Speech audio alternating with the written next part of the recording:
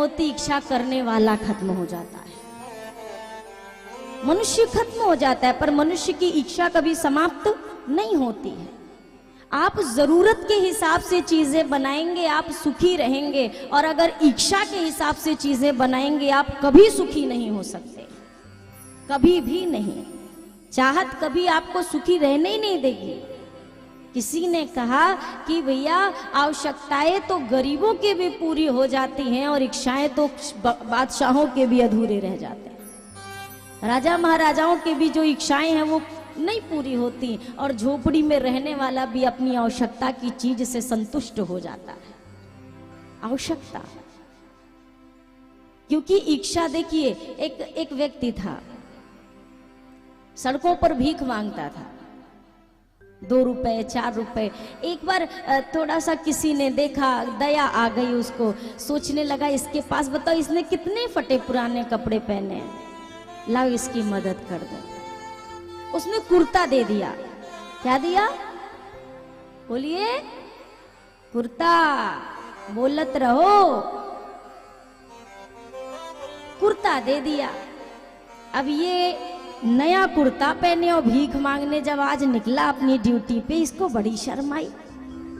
सोचने लगा, बताओ इतना बढ़िया कुर्ता पहने, पर कुर्ता धोती के बिना कहूं जमती है का? यहाँ के नीचे बढ़िया एक अगर धोती हो जाती तो आनंद आ जाता। अच्छा, धोती भी एक बार किसी ने दे दी, सज्जन ने, दयावान ने। अब बढ़िया एक धोती और एक कुर्ता हो गया। अब जैसे ही कुर्ता पहना था, कुर्ता के 2 जेब होंगे, जेब में हाथ डाला, जेब खाली।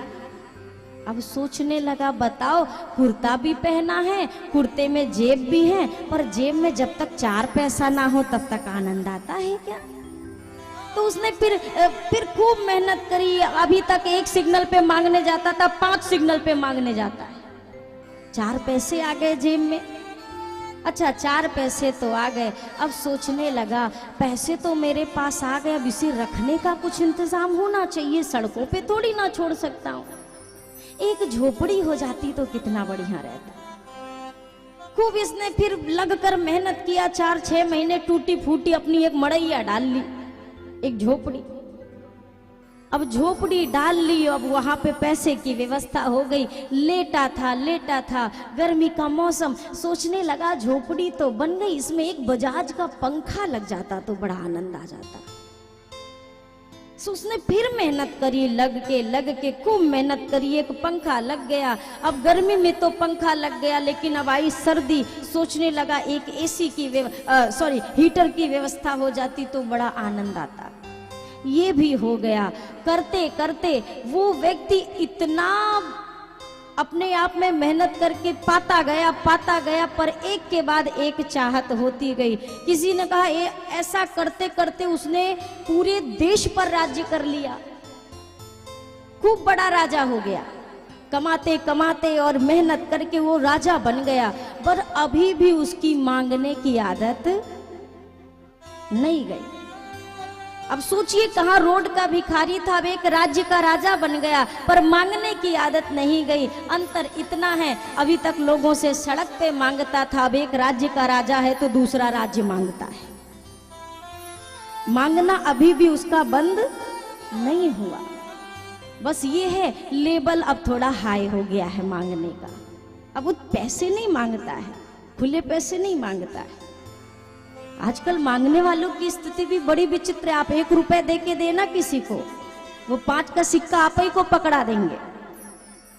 सबका लेवल हाई हो चुका है, मांगने वालों का भी। अभी हम आ ही रहे थे रास्ते में, अब जब तक पर्स में से वो चेंज निकलता तो चेंज माँ के हाथ में, आप ही के हाथ में आया था ना, कुछ सिक्के आए तो सिक्के देने लगी।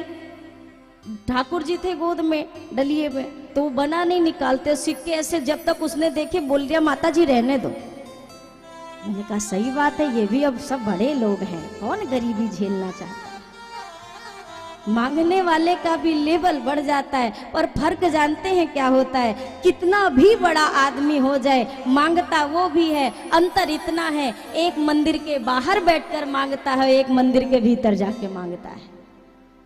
बस इतना ही अंतर है। हम कितने भी बड़े हो जाए, हम भगवान से धीरे से जाकर कहेंगे, भगवान ये दे दो, और जो बाहर सीढ़ी पे बैठा है वो जोर जोर से कहे भगवान के नाम पे दे दो।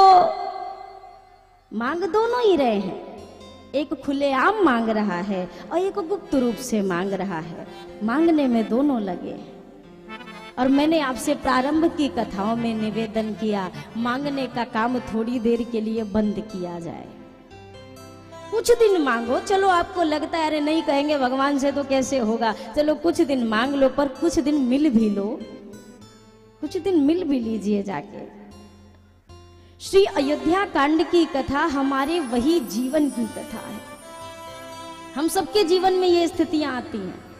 यहाँ पर बैठा ऐसा कोई नहीं है जिसके जीवन में ये क्षण, किसी के में आ चुका है, किसी का आ रहा है,